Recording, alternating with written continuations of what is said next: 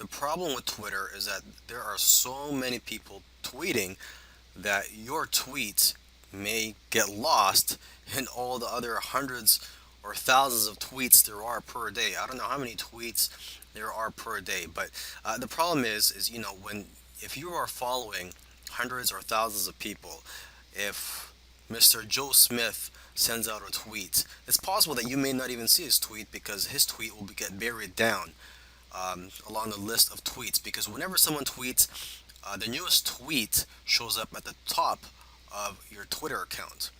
Okay, and with each new tweet, that other tweet will just be brought down to the bottom of the page.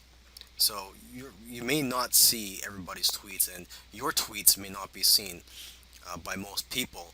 So one way around this is to repeat your tweets. You may want to do that same tweet a couple days later at a different time.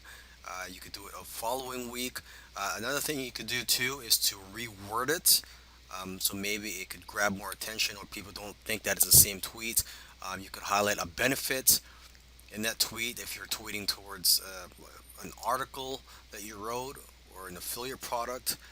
You could also add an image to make it appear as if it's a different tweet.